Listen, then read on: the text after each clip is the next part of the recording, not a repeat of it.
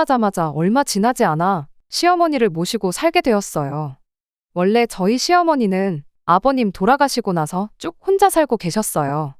3명의 자식들이 십시일반 보내고 있던 용돈으로 생활비를 하고 계셨죠. 결혼 전에는 시어머니도 혼자 사는 게 더 편하니까 괜히 모신다니 어쩐다니 그러지 말고 같이 살자고도 안 할 테니 합가 걱정도 하지 말라는 말을 하셨는데 저희 결혼한 지 2년 만에 시어머니가 혼자서 지낼 수 없는 상황이 오게 되었어요. 어머님이 뇌졸중으로 쓰러지셨거든요. 원래도 고지혈증이 있어서 특히 더 조심하고 있었는데 갑작스레 찾아온 사고였어요. 다행이라고 해야 할지 어머님이 그때 마침 혼자 계셨던 게 아니고 친구분하고 같이 계셨던지라 최악의 상황은 면할 수 있었는데 결국 후유증이 찾아와서 간병인이 필요해진 상황이 되었던 거예요. 사실 시어머니 생활비라고 해서 3명의 자식들이 돈을 엄청 넉넉하게 드리는 것도 아니었어요. 벌이가 거기서 거기다 보니 셋이 모아 돈 100만 원 만드는 것도 고작이었죠. 그런데 이제 간병인 비용까지 추가적으로 부담하게 생겼으니 돈 내는 게 아까웠던 건지 힘들었던 건지 둘째 신우가 나는 이제 더는 못 낸다 하고 나온 거예요. 둘째 신우네가 장사를 하고 있었는데 경기가 계속 풀리지가 않아서 안 그래도 그것 때문에 고생 중이었거든요. 그 상황은 이해가 가지만 제일 중요한 순간에 저렇게 나오니 적잖이 당황스러웠습니다. 그래도 시어머니가 연금 나오는 것도 조금이나마 있었고 그동안 용돈 100만 원 받으면 10만 원씩이라도 따로 모아두신 게 있어서 그걸로 모자란 비용을 충당하고 있었는데 난데없이 큰 신우까지 둘째도 안 내는데 나는 왜 이걸 내고 있어야 되냐며 배째라고 돈을 안 보내기 시작한 게 발단이 되었던 거예요. 나중에 알고 보니 큰 신우랑 둘째 신우가 너는 왜 안 보내냐 하고 그걸 가지고 둘이 기싸움을 하다못해 실제로 다투기까지 했는가 봐요. 결국엔 남편이 나서서 신우들을 중재해주긴 했는데 결과적으로는 둘이서만 화해하고 큰 신우도 돈을 안 보내는 쪽으로 이야기가 끝난 게 문제였어요. 돈을 안 주지는 않을 건데 둘째네가 다시 그 돈을 낼 때까진 자기도 돈 한 푼 낼 생각 없다고. 자기도 남편하고 자기네 시댁에 얼마나 눈치가 보이는 줄 아느냐 하면서 결국 모든 책임을 저희 집에 돌려버린 거예요. 아들이 부모 모시는 게 당연한 거 아니냐는 논리였죠. 결국 남편 혼자 버는 걸로 시어머니 생활비에 간병비까지 댈 수가 없었으니 시어머니를 저희 집에 모시게 되었던 겁니다. 어머님 댁 전세금 빼와서 그걸로 우리 집 생활비도 보태고 간병인을 쓰면 되는 거 아니지 않냐는 취지였지요. 코로나만 끝나면 둘째 누나네 가게가 살아나는 건 시간 문제가 아니겠냐고. 둘째 누나네 형편만 풀리면 큰 누나도 다시 돈을 보내주기로 했으니 그때부터는 어머니 돈으로 간병인만 쓰면 되는 거라나요. 뭐 저보고 회사까지 그만둬가며 시어머니를 봉양하라는 것도 아니고 그렇다고 몸까지 안 좋은 시어머니를 돈 얼마 아깝다고 내칠 수도 없는 노릇 아니겠나요. 게다가 제 위로 오빠가 있는데 저희 오빠가 저희 친정 부모님을 모시고 살고 있거든요.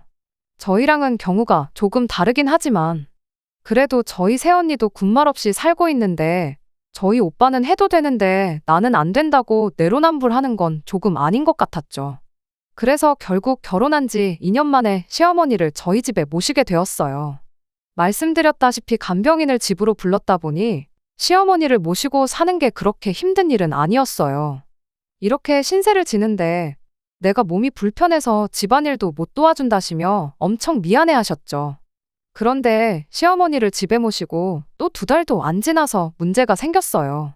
신우들이 왜 엄마 집 전세금 뺀 돈을 니네들이 다 쓰냐고 들고 일어난 거죠. 어머님이 돌아가시면 그 돈은 형제들이 사이좋게 셋이 나눴을 돈 아니었냐고. 그런데 그 돈을 상의 한마디 없이 다 써버릴 생각이냐고요. 저는 저 인간들이 진짜 자식은 맞나 싶었어요. 그래도 생활비 내드리고 하는 걸 봤을 땐 자식돌이는 하는 인간들인 줄 알았거든요. 어머님이 가지고 온 전세금이 뭐 몇 척 하는 거액이었으면 또 몰라요. 전세금 빼고 집안 집기들 다 정리하고 어머님이 따로 모아놓으신 돈이 9천만 원이 전부였거든요. 그거 셋이 나눠봐야 3천만 원밖에 안 되는 돈이잖아요. 한 달에 30만 원씩 드리고 본전 찾아가는 느낌으로 그 돈을 돌려받아 가고 싶은 생각이었을까요?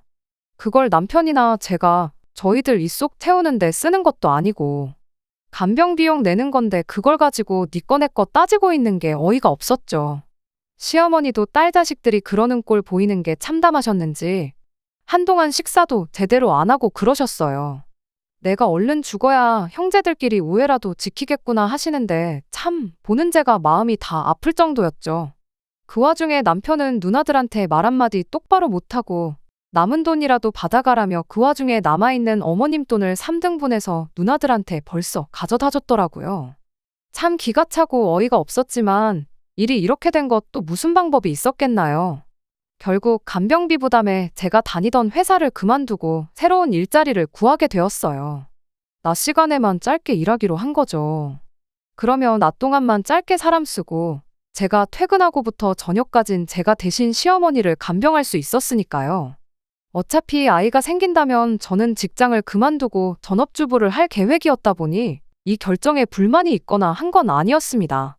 남편도 시어머니도 늘 저한테 하루는 고맙다, 하루는 미안하다 번갈아 가면서 말해주기도 했지만 말씀드렸다시피 누구한테 인정받자고 시어머니를 모시는 게 아니었으니까요. 그렇게 시어머니 모시고 살기를 어느덧 3년이라는 시간이 훌쩍 지나가 버렸네요. 말씀드린 대로 저희 오빠네가 친정 부모님을 모시고 살고 있었는데 거기에는 이유가 따로 있었어요. 친정 부모님 집이 2층 집이에요. 사실 모시고 산다기보단 저희 오빠네가 저희 부모님 집에 새들어 산다는 느낌이 더 강했죠. 겸사겸사 조카도 봐주시고 그러기로 했던 거였는데 지난 여름에 비가 엄청 많이 왔잖아요. 그때 물이 넘쳐서 집을 고쳐야 하는 지경에 이르르게 되었던 거죠. 일단 오빠네는 새언니네 친정집에 신세를 지기로 했는데 당장 저희 부모님은 하루라도 빨리 집을 고쳐야겠다고 근처에 방 하나 구해가지고 지내시기로 했어요. 청소에 공사까지 대충 3주 정도 예상한다고 하더라고요. 오빠네가 도와주면 참 좋긴 하겠지만 오빠는 출근해야 하고 새언니는 아이를 봐야 했다 보니 친정 부모님이 엄청 고생하시게 생겼던 거였죠. 그 이야기를 들으니 자식된 입장에서 그게 참 마음에 걸리더라고요. 제가 뭐 공사를 돕거나 그럴 수는 없지만 청소하는 거 정도는 도울 수 있는 거 아니겠어요. 그래서 남편을 밖으로 불러내서 3주만 친정에 다녀오면 안 되냐고 물어봤죠. 그런데 남편은 고민하는 척도 안 하고 대번에 안 된다고 거절을 해왔습니다. 그럴싸한 이유라도 있었다면 제가 말을 않겠어요. 안 되고 하는 이유가 시어머니 간병은 그럼 누가 하냐는 이유였거든요. 제가 뭐 친정 가서 평생 살겠다는 것도 아니고 고작 3주인데 심지어 일하는 데서도 부모님이 고생하시는데 당연히 다녀와야 하는 거 아니겠냐며 제 사정을 봐줬거든요. 그런데 가족이라는 사람이 남보다도 못한 발언을 하고 있으니 어이가 없었죠. 3주만 간병인 불러서 쓰면 되는 거 아니겠냐 했더니 제가 일까지 쉬게 되었으니 그만큼 벌이가 줄어드는 거 모르냐고. 우리 형편에 하루 종일 간병인 부르는 게 말이나 되냐며 끝까지 안 된다고 하는 겁니다. 뉴스 보니까 물 넘친 사람들 정부에서 뭐 재난지원금 같은 거 준다고 본 거 같은데 장인 장모님이 그 돈으로 사람 써서 집을 고치면 되는 거 아니겠냐고 오히려 저한테 따져 묻더라고요. 돈이 나온 건 맞긴 한데 액수가 그렇게 많은 게 아니에요. 200만 원 조금 안 되게 받으셨던 걸로 알아요. 배보다 배꼽이 더 큰 상황이니 직접 집수리하고 청소하고 하시겠다는 건데 무작정 돈으로 해결하라 하니 어이가 없었죠. 애초에 내가 멀쩡히 다니던 직장까지 그만둔 게 다 누구 때문이냐고 당신이 당신 누나들한테 어머님 간병 비용으로 쓰기로 했던 돈 3등분 해줘서 이렇게 된 거 아니냐 따졌더니 그렇게라도 해야 나중에 누나들한테 돈을 받을 수 있으니까 그렇게 한 거라고. 다 본전 생각해서 받아낼 자신이 있으니까 그렇게 한 거라는 거랍니다. 그러더니 급기야는 그럼 3주 친정 가는 거 보내줄 테니까 친정 부모님 앞으로 재난지원금 나온 걸 수고비로 받아오래요. 그럼 그 돈으로 간병인을 부르면 되겠다는 거죠. 정말이지 여지껏 시어머니를 위해 희생한 인연이 다 뭔가 싶은 생각밖에 안 들고 끓어오르는 화를 주체할 수가 없었습니다. 말씀드렸다시피 누구한테 인정받고자 시어머니를 모신 건 아니지만 지난 세월 나는 남편에게 돈까지 벌어오면서 지 아픈 엄마 병수발까지 들어오는 거 외에는 아무것도 아니었구나 하는 생각이 들더군요. 호의를 베푸는 건 한 번으로 족하다고 그게 반복되다 보면 당연한 줄 안다는 말이 딱 저와 제 남편을 두고 하는 말이었어요. 그리고 그때 마음을 정한 것 같아요. 그래서 남편한테 한마디 했죠. 네 부모가 소중한 줄 알면 남의 부모도 소중한 줄 알라고요. 나는 내 부모 힘이 되어주러 갈 테니 너는 너가 알아서 너 부모 챙겨라 말하고 그냥 그 길로 집으로 돌아가. 필요한 것만 대충 챙겨서 집을 나왔어요. 나오면서 그래도 몸성한 분이 아닌데 시어머니가 마음에 걸려 나오는 길에 비상금이라도 챙겨드릴까 했는데 이내 마음을 고쳐먹었죠. 이런 오지랖 때문에 신우들이고 남편이고 나를 호구로 알아서 저러는 거 아니겠냐 생각하고 집을 나왔습니다. 다른 사람도 아니고 지들 엄만데 어련히 자식들이 알아서 챙기겠거니 하고 생각했죠. 그렇게 친정부모님한테 도착하니 친정부모님이 새언니랑 한 집에 살고 계시고 있던 것 때문에 그랬나 별말은 하지 않으셨는데 그래도 표정을 보니 많이 후련하신 모습이었습니다. 그렇게 일주일 정도 친정부모님이 얻은 방에서 같이 지내면서 청소하고 고치고 공사하러 오신 분들 식사도 챙겨드리고 그렇게 보냈죠. 남편이나 시어머니가 어떻게 지내고 있을지 궁금해서 그런 건 아니고 갈아입을 옷이 좀 더 있으면 좋겠다는 생각에 집으로 향했어요. 남편하고 마주치기 싫어서 일부러 남편 출근 시간에 맞춰서 아침 일찍 집에 다녀왔죠. 시어머니 마주치면 어떤 반응을 보이려나, 어떻게 대답을 해야 하려나 그런 걱정하면서 출발했는데 걱정을 할 것도 없었습니다. 남편이 그 일주일 사이에 집 비밀번호를 바꿔놓았더라고요. 시어머니가 집에 계신다 한들 몸이 불편해 혼자서는 거동도 못하시는 분이 문을 열어줄 리도 만무했죠. 결국 남편한테 전화를 걸었어요. 필요한 것만 가지고 나갈 테니까 비밀번호만 알려주고 오늘 집에 와서 다시 바꾸던지 하라고 그렇게 말했죠.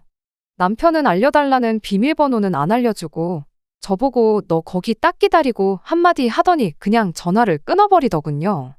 보아하니 집으로 오려는 것 같은데 밖에서 기다리기도 싫고 그냥 집으로 가버릴까 하다가 남편 하는 거 보고 그냥 이참에 있는 짐 다 챙겨서 나와야겠다 싶었어요. 뭐 비밀번호 바꿔놓은 시점에서 이미 다 끝난 거나 마찬가지인 이야기겠지만요. 한 30분이 지나니까 남편이 진짜로 집으로 왔어요. 여길 어디라고 기어들어오냐 하면서 뭐라 떠들길래 뭐 이 집이 네 혼자 집이냐고 결혼할 때 내 돈도 들어간 집이니까 닥치고 문이나 열라고 한마디 했죠. 제 입에서 닥치라는 강한 단어가 나오니 순간 남편이 흠칫하더니 끝내 문을 열어주대요. 그렇게 집에 들어가니 시어머니가 집에 안 계시더라고요. 어머님은 어디 계시냐고 물었더니 아픈 시어머니 내치고 집 나간 주제에 그건 네가 알아서 어디다 쓰려고 그러냐고 하는데 저 인간이 지금 뭘 믿고 저렇게 큰 소리를 치고 있나 싶었죠. 그래서 알겠다고 궁금해하지도 앞으로 평생 가도 어머님 어디 계신지 물어보지 않을 테니까 당신도 절대로 내 앞에서 시어머니 이야기는 입도 뻥끗하지 말라고 했죠.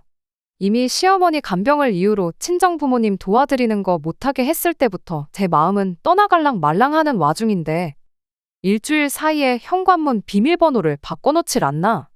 자기가 이기적이었다, 미안했다 하고 장인 장모님 잘 도와드리고 오라고 사과를 해도 모자랄 판에 저렇게 큰 소리를 내는 이유가 뭔가 싶었죠. 일주일 만에 짐 찾으러 돌아온 제가 혹시 집에 돌아오고 싶어서 간이라도 한번 보려고 분위기 파악하러 찾아온 거라 생각했던 걸까요?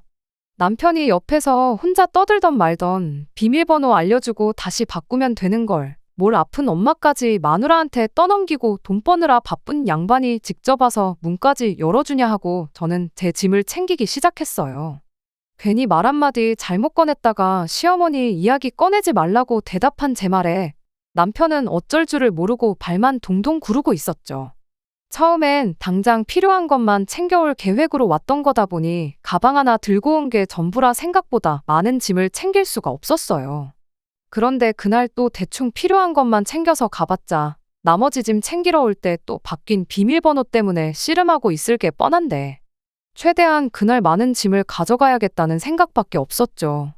그래서 집에 있는 상자며 두꺼운 비닐봉지며 해서 그런 거 찾아다가 억지로 짐을 더 싸고 있느라 시간이 좀 걸렸습니다. 남편은 저한테 뭐 따져 물으러 와서는 주둥아리 잘못 놀린 벌로 아무 말도 꺼내지도 못하고 옆에서 궁시렁대고만 있었고요. 그런데 벼랑간 현관문 비밀번호 눌리는 소리가 나더라고요. 그 소리에 저도 남편도 흠칫 놀랐죠. 그 시간에 저희 집에 누가 찾아올 일이 없었으니까요. 문이 벌컥 열리는 소리에 나가보니 큰 신우가 시어머니를 모시고 왔대요. 일주일 만에 바뀐 현관문 비밀번호를, 나도 모르는 내 집 현관문 비밀번호를. 시어머니 모시고 살기 시작하고부터 얼굴 한번 안 보고 지냈던 큰 신우가 알고 있을 줄은 생각도 못했어서 그런가 그냥 그 사실 자체가 참 당황스러웠어요. 그런데 당황한 게 저 혼자만이 아니더라고요. 남편은 물론이고 큰 신우 표정만 봐도 당혹스러움이 잔뜩 묻어 있었거든요. 남편이 입을 열기 전에 큰 신우가 먼저 입을 열었습니다. 니들이 이 시간에 집에는 왜 있냐고요. 남편도 이어서 한마디 하더군요. 어머니는 왜 다시 모시고 왔냐고요. 혹시 지금 누나가 집에 온 거 어머니 집에 두고 가려고 온 거냐고 묻대요. 대충 상황을 보아하니 사이즈가 딱 나오더라고요. 남편이 제가 친정으로 떠나자마자 간병인 구하기 싫다고 그걸 큰 신우네 집으로 보내버렸던 거죠. 그렇게 일주일 모시다가 더는 못하겠다 싶었던 건지 남편 출근해 있는 사이에 시어머니를 몰래 집에 다시 돌려다 놓고 도망칠 계획이었던 거 아니겠나요? 그런데 본의 아니게 남편이 저 때문에 집에 오게 되면서 그 상황을 딱 걸리게 돼버린 상황이구나 싶었습니다. 아니나 다를까 큰 신우가 이미 상황을 들켜버린 마당에 변명할 필요도 없다고 생각한 건지 대번에 이제 못 해먹겠다고 너네가 모시던 거니까 엄마는 니들이 알아서 하라고 그러더군요. 그리고 말 끝나기가 무섭게 그냥 집에 가려고 현관문 쪽으로 쓱 몸을 돌리대요. 남편이 가긴 어딜 가냐고 큰 신우를 붙잡았고요. 어머님 간병이야 이제 제 손을 떠난 일이라 생각했고 남매 간의 문제 또한 제가 껴들 일이 아니라 생각해서 저는 그냥 신경 안 쓰고 제 짐이나 챙기고 있었어요. 그런데 한참 둘이 티격거리는 걸 듣고 있자니 아주 가관도 그런 가관이 따로 없었습니다. 큰 신우는 여태 니들이 모셨으니까 니들이 계속 모셔야 한다는 소리만 계속 하고 있었고 남편은 여태껏 3년 동안 내가 어머니를 모셨는데 몇 주 집에 모시고 있는 게 그렇게 힘든 일이냐 따지더라고요. 남편이 몇 주라는 이야기를 하는 걸 보니 제가 친정부모님 도와드리고 온다는 그 3주만 어떻게든 버티면 제가 돌아와서 다시 시어머니를 모시고 살아줄 거라는 생각을 했던 건가 봐요. 그래서 그냥 이참에 확실하게 하는 게 좋을 것 같아서 신경 안 쓰고 있으려다가 저도 중간에 껴들어서 한마디 했습니다. 일단 여기서 이럴 게 아니고 둘째 신우도 같이 해서 이야기하지 않겠냐고 말을 꺼냈죠. 사실 둘째 신우는 없어도 그만인 상황이었지만 신경 쓰지 않으려고 해도 신경을 쓸 수밖에 없는 상황이었어요. 어머니를 앞에다 두고 자식 둘이서 네가 모셔라 내가 모셔라 아주 앞으로 안 보고 지낼 기세로 아웅다웅 하고 있는데 몸까지 아픈 시어머니 기분이 얼마나 참담하겠나요. 저까지 껴들면 모르긴 몰라도 아마 개싸움이 날 것 같은데 그 모습까지는 보여드리면 안 되겠다는 생각이었죠. 뇌졸중이라는 게 재발 위험도 있다는데 자식들 저러는 거 보다가 혈압 올라서 또 쓰러지시면 그것도 큰일이잖아요. 그렇게 제 제안에 따라 집에 간병하는 분 불러서 어머님 맡기고 저희는 저희끼리 해서 둘째 신우네 가게로 향했습니다. 장사가 안 된다더니 한참 점심때라 손님이 북적거려야 할 식당에는 개미새끼 한 마리도 보이지 않았습니다. 둘째 신우는 시매부랑 같이 홀에 나와 앉아서는 넋놓고 둘이 핸드폰 화면만 넘기고 있었어요. 큰 신우랑 저희 부부에서 예상도 못한 세 사람이 가게에 들어오자 둘째 신우가 적잖이 당황한 모습으로 셋이서 여긴 또 웬일이냐고 묻더라고요. 둘째 신우도 눈치가 있는데 큰 신우까지 껴있으니 일이 그래도 보통 일은 아니겠구나 싶었나 봅니다. 아무튼 그렇게 삼남매가 한데 모여서 때 아닌 가족회의를 하게 되었어요. 피는 못 속인다더니 둘째 신우도 큰 신우랑 별반 다름없는 소리를 하더군요. 여태껏 니들이 모셨으니 저희가 계속 모셔야 한다는 소리를 말이에요. 남편은 거기다 대고 큰 신우한테 했던 말을 그대로 꺼냈고요. 내가 3년을 모셨는데 그깟 3주 모시는 게 뭐가 그렇게 싫어서 그러느냐는 남편 말에 제가 남편 말 자르고 한마디 했습니다. 당신이 모시긴 뭘 모셨냐고. 모신 건 내가 3년을 모셨지 당신은 한 게 아무것도 없지 않냐고 말은 똑바로 하라고 했어요. 친정 갈 때 내가 3년 모셨으니 당신이 3주 모시라고 하지 않았냐. 내가 했던 말을 그대로 당신 누나들한테 한 거냐고. 정말 어이가 없다고요. 그런데 그걸 본 신우들이 말 한 번 잘했다고. 올케가 다 했지. 네가 한 게 뭐 있냐며 말을 보태더라고요. 제가 남편한테 한마디 한 게 자기들 편을 들어주는 건 줄 알았는가 봐요. 그래서 오해하지 말라고 한마디 해줬죠. 남편이 한 게 없다고 해서 형님들이 어머님을 안 모셔도 된다고 하는 소리 아니라고요. 남편이 틀린 말 한 건 아니지 않냐고. 생판 남이나 마찬가지인 제가 어머님을 3년 모셨는데 고작 일주일 모시고 못하겠다고 이러는 거 솔직히 꼴불견이라고 한마디 했죠. 그랬더니 제 말에 대답은 못하고 너가 왜 남이냐고 남편하고 결혼했으니 우리 집 사람이랍니다. 어머님 전세금 나눠 먹을 땐 지들끼리 셋이서 신나게 나눠놓고 모실 때는 가족이라고 하면 퍽이나 그 소리가 와닿겠다고 자식이 해야 할 도리를 떠넘길 생각 말고 앞으로 어머님 어떻게 모실지나 지금 정하라고 했어요. 두 신우는 입을 모아 지금 이러는 게 그 돈. 너 빼고 우리가 노나 먹었다고 그러는 거냐며 그럼 둘이서 1,000만 원씩 만들어 줄 테니 2,000만 원 받고 시어머니를 모시고 살라는 소리를 하더군요. 어이가 없었죠.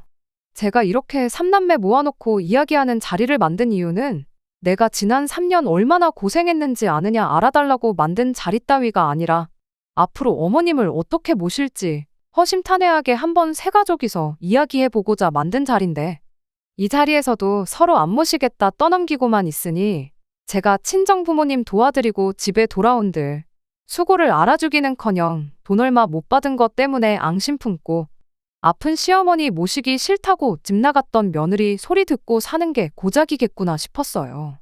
이때 이미 저는 이혼할 결심을 확실히 굳혔죠. 2,000만 원 받자고 아픈 시어머니 모시고 사는 며느리가 세상에 어디 있겠냐고. 내가 돈 때문에 그러는 거였으면 시어머니를 모실 게 아니라 그냥 요양원에 취직해서 다른 아픈 사람들 돌보면서 제대로 된 월급 받고 일하고 있었을 거다 한마디 했어요. 적어도 세 가족이서 시어머니 돌아가면서 모시는 쪽으로 이야기해 볼까 해서 자리를 만든 건데 서로 떠넘기기 바쁘니 당신들이랑 더 이야기해봤자 시간만 낭비할 뿐이지 아무 소용 없겠다고요. 저는 이제 이혼을 하는 한이 있더라도 손 뗄 테니 어머님 거취는 셋이서 알아서 정하라 말하고 자리에서 일어났어요. 그런데 그 와중에도 둘째 신우가 우리는 장사를 하기 때문에 현실적으로 모시는 게 불가능하다며 큰 신우네랑 저희가 반년씩 시어머니를 모시면 안 되겠냐고 자기만 혼자 쏙 빠지려고 장꾀를 부리더라고요. 장사가 대수냐고 우리도 맞벌이하면서 모셨다고. 그리고 지금 상황상 어머님 모시기 제일 좋은 게 둘째 형님인 거 모르냐고 한마디 했어요. 가게가 장사가 안 된다길래 얼마나 안 되나 봤더니 이건 뭐 점심시간 1시간 동안 개미 새끼 한 마리도 안 들어오지 않았냐고. 한 사람만 있어도 충분한 것 같은데 뭐하러 둘이나 나와가지고 가게에 죽치고 앉아있냐고 했죠. 그 시간에 그냥 형님이 어머님 간병하고 있으면 되는 거 아니겠냐고요. 한 달에 어머니 간병 비용 30만 원 보태는 것도 힘들다고 안 주고 있지 않냐고. 그냥 이참에 어머님 모시고 동생이랑 형님한테 30만 원씩이라도 받으라고 했죠. 그럼 이렇게 장사도 안 되는 가게에 죽치고 앉아있는 것보다 돈은 더 벌지 않겠냐고요. 그랬더니 큰 신우도 남편도 이게 정답이다 싶었는지 그러자고 어머니는 둘째 신우가 모시는 걸로 하자고 아주 며칠 굶은 하이에나 새끼들 마냥 달려들대요. 말이 그렇다는 거지. 어머님 모시는 건 셋이 알아서 자라비하라고. 그리고 남편은 한동안 저랑 이혼 준비한다고 정신없을 테니 돌아가면서 모실 거거든. 그거 하나만 감안해달라고 말하고 자리에서 일어났습니다. 난데없는 이혼 선언에 네가 모셔라 서로 헐뜯던 신우들이 말을 멈추고 저를 쳐다봤고 남편도 깜짝 놀라서는 갑자기 이혼이라니 그게 무슨 소리냐며 저를 따라 자리에서 벌떡 일어나더군요. 거기서 남편이 무릎이라도 꿇고 땅에 머리를 찧어가면서 미안하다고 사과했다고 한들 이혼하겠다는 저희 결심이 바뀌지는 않았을 거예요. 그런데 거기서 남편이 정말 손톱만큼이나마 남아있던 정을 확실히 떼주더라고요.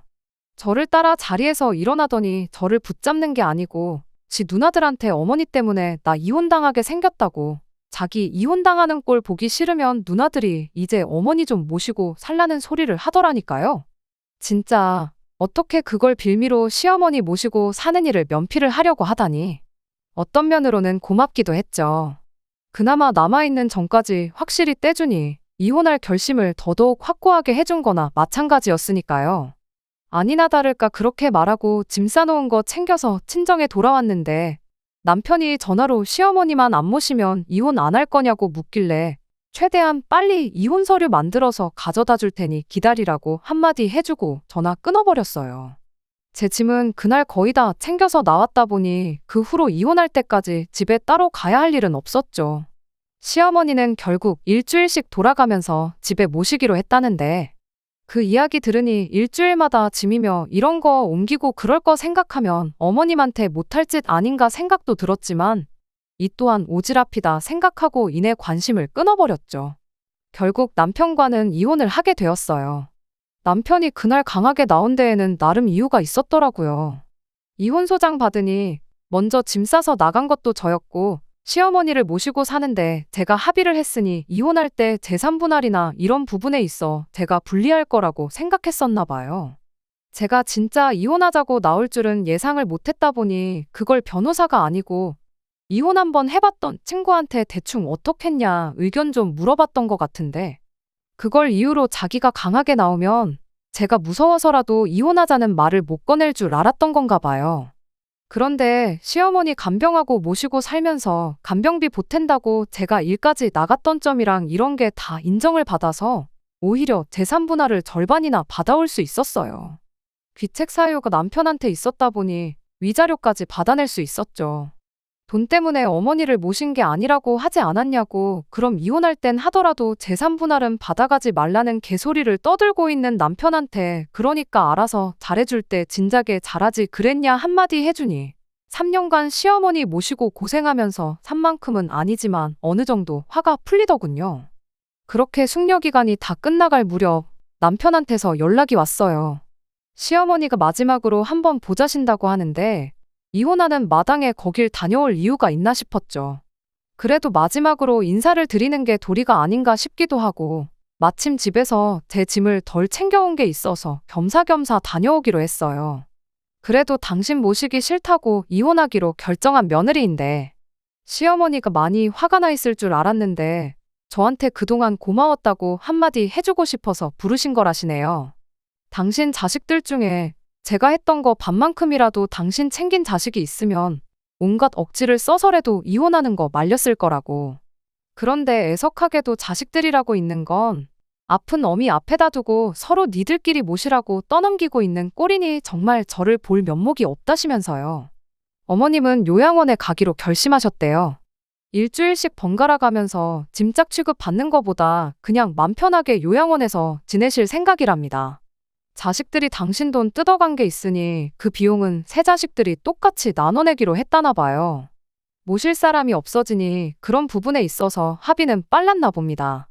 아무튼 그렇게 몇 번이고 시어머니한테 고맙다는 이야기 듣고 그냥 마지막이라 생각하고 얼굴 한번 보고 싶어서 부르신 거라 말하곤 저보고 행복하게 살라고 한마디 해주시대요.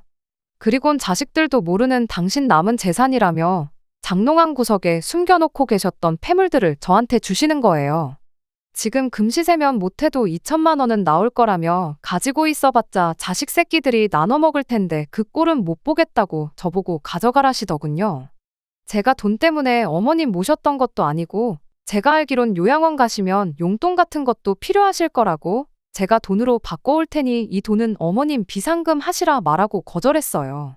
어머님은 끝까지 이러다 나 죽고 돈 남으면 그마저도 자식들 나눠줘야 하지 않냐고 그러긴 싫다고 고집을 부리셨어요. 따지고 보면 당신 때문에 이혼당하는 건데 나한테 위자료 받아가는 거라 생각하라며 그 돈을 기어이 주시는데 그래도 끝까지 그 돈을 받지 않았어요. 그 마음만 받기로 했죠. 말 그대로 시어머니 환심 사서 돈 얼마 받자고 모셨던 것도 아니었고 이혼을 하기로 한 만큼 확실하게 모든 걸 끊어내는 게 맞다고 생각했거든요. 그 돈 받으면 괜히 마음만 무거워져서 찾아가게 되고 그럴까 봐서요. 결국 어머님은 그런 제 마음을 이해해 주셨고 그렇게 완전히 남편과 관련된 모든 것들을 털어놓을 수 있었습니다. 이 이혼이 시어머니 모시자고 했을 때 모시기로 했던 제 잘못이라고 하실 분들이 더 많을 거라 생각해요. 하지만 그때 시어머니를 안 모시겠다고 했다 한들 그 입만 살아서 나불대는 효자들 억지에 결국 이혼하게 되었을 거 아니겠나 싶습니다. 차라리 더 늦기 전에 일찍 손 털고 나와 제 인생 되찾고 시어머니도 요양원에서나마 자식들 눈치 안 보고 편하게 지내시게 된 지금이 제일 좋은 마무리가 아닐까 생각해요. 효도는 제발 남한테 떠넘기지 말고 직접 하자. 이렇게 한마디 하고 싶네요. 설령 남이 대신 해준다고 한다면 적어도 그 행동에 대해 고마움을 느낄 줄 아는 사람이 되었으면 좋겠어요. 생각난 김에 저도 저희 오빠한테 암만 한 집에 산다고 해서 새언니한테 효도 떠넘길 생각하지 말라고 한마디 해줘야겠네요. 끝까지 들어주셔서 감사합니다. 오늘의 사연은 여기까지입니다. 구독과 좋아요, 알람 설정 부탁드리고 더 좋은 사연으로 다시 찾아뵙겠습니다. 감사합니다.